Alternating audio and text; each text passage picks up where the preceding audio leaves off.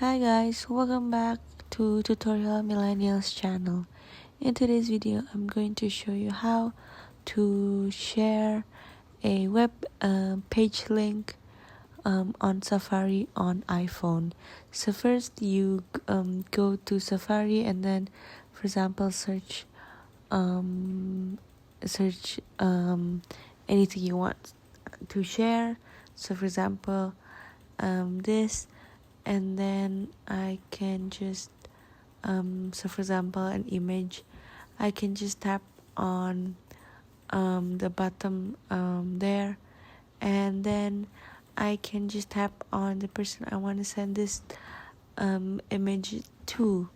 So tap, and then on the top right corner tap send, and that's it. So I hope this video is useful, and thank you for watching.